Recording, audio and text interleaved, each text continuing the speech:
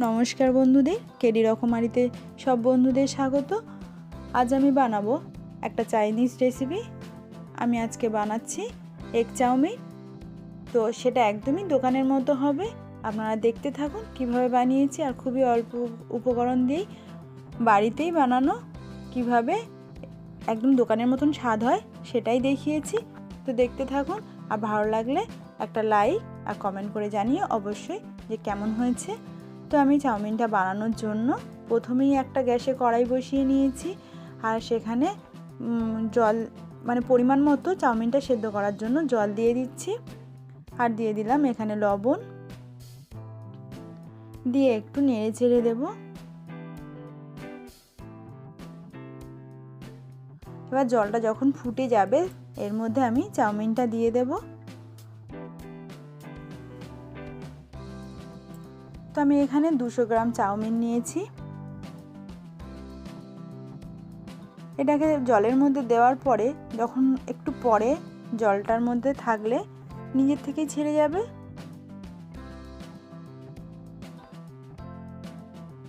দেখুন একদমই ছেড়ে গেছে। একটু সময়ের জন্য অপেক্ষা করলেই এটা নিজের থেকেই ছেড়ে যাবে। আর আমি এটা ভেঙে দেইনি।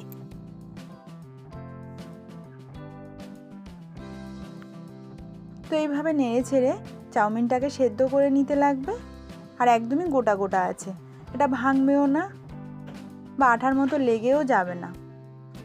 দেখুন এইভাবে 5 মিনিট সেদ্ধ করে নিতে লাগবে। ফুটিয়ে সেদ্ধ করে নিলে এই যে সেদ্ধ হয়ে গেছে দেখিয়ে দিচ্ছি। এবার এটাকে আমি একটা ছাঁকনির সাহায্যে জলটা ছেঁকে নেব।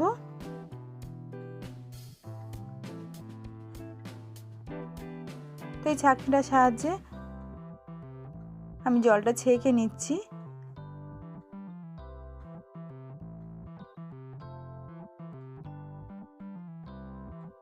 এবার জলটা ঝরে গেলে এর মধ্যে ঠান্ডা জল দিয়ে দেব। তাহলে এর মধ্যে যে আঠালো ভাবটা থাকে সেই আঠালো ভাবটা থাকবে না। এবার ঠান্ডা জলটা দেওয়ার পরে জলটা ঝরে গেলে আর একটা প্লেটের মধ্যে নিয়ে নিতে লাগবে। তো বেশি করেই এই ঠান্ডা জলটা দিতে লাগবে।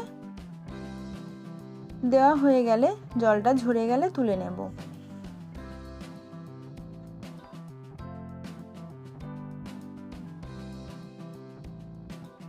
এবার আমি একটা প্লেটে ঢেলে নিচ্ছি।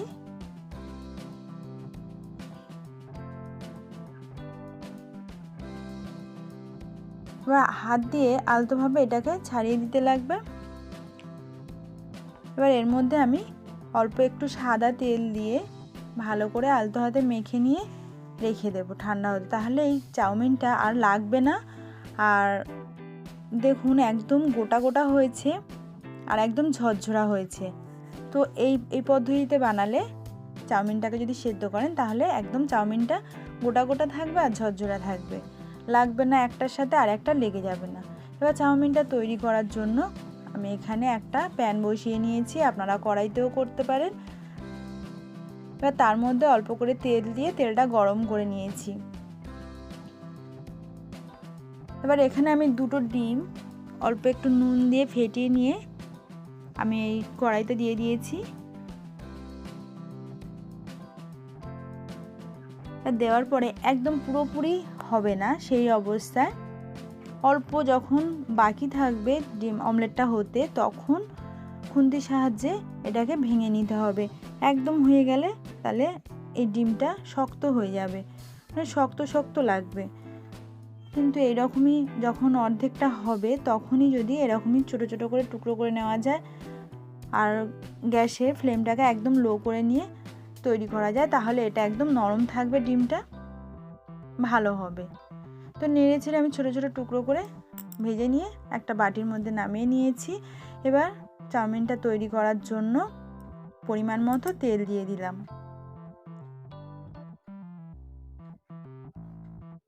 তো তেলটা দেওয়ার পরে তেলটা যখন গরম হয়ে যাবে আমি এখানে যে সবজিগুলো নিয়েছি, কাঁচা লঙ্কা কুচিয়ে নিয়েছি, রসুন কুচিয়ে নিয়েছি, পেঁয়াজ বড় বড় করে কেটে নিয়েছি, আর লম্বা লম্বা করে গাজর কুচিয়ে নিয়েছি, বাঁধাকপি খুব সরু সরু করে কেটে নিয়েছি, আর ক্যাপসিকাম নিয়েছি সরু সরু লম্বা লম্বা করে কেটে।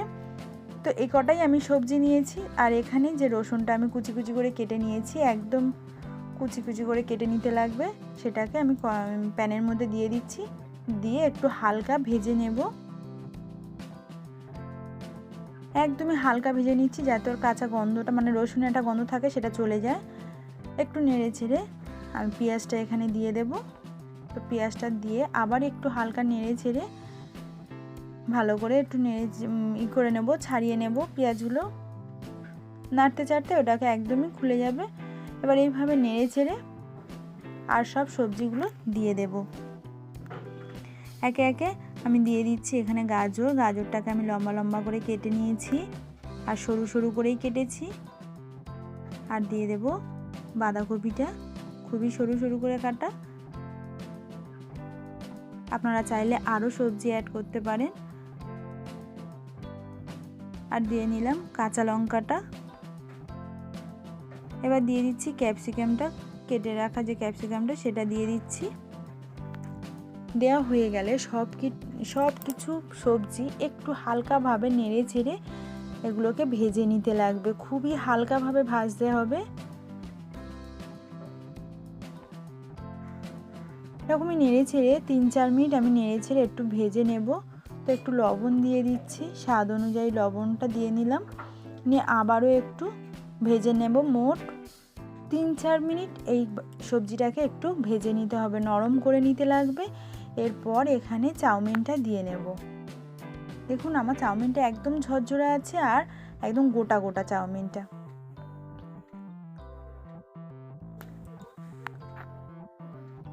এবার চাউমিনটা দিয়ে নেব। এবার কিছু মশলা দিয়ে নিচ্ছি এখানে।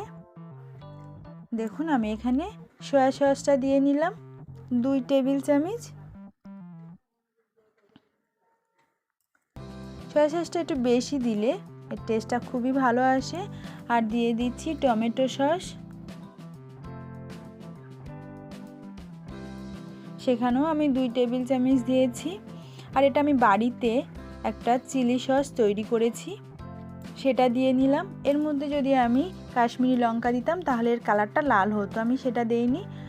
এবার দিয়ে নিলাম ভিনিগার 2 টেবিল চামচ। আর দিয়ে দিচ্ছি গোলমরিচের গুঁড়ো দিয়ে এবার একটু ভালো করে নেড়ে চেড়ে নিতে লাগবে। এর সাথে এবার মেশাতে হবে। আমি একটা হাতা আর একটা কাঁটা চামচের সাহায্যে আমি এই চাউমিনটাকে মেশাচ্ছি। সব মশলা খুব ভালো করে মিশিয়ে নিতে লাগবে।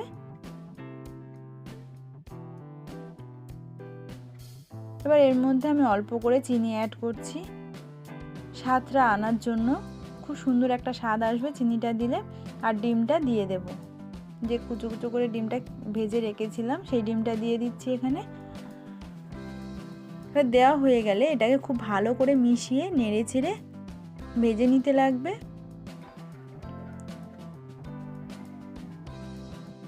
তো এইভাবে কাঁটা চামচের সাহায্যে আমি ভালো করে আর একটা হাতার সাহায্যে ভালো করে মিশিয়ে নিয়েছি। দেখুন এটা আমার ভাজা হয়েও গেছে, চাউমিনটা একদম তৈরি হয়ে গেছে।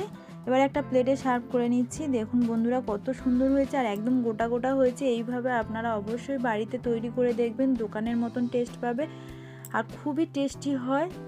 তো পুরো রেসিপিটা দেখার জন্য ধন্যবাদ।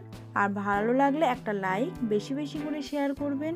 আর নতুন বন্ধুদের কাছে অনুরোধ রইল চ্যানেলটি সাবস্ক্রাইব করে পাশে থাকার জন্য। আর কেমন হয়েছে অবশ্যই কমেন্ট করে জানিও বন্ধুরা। ধন্যবাদ।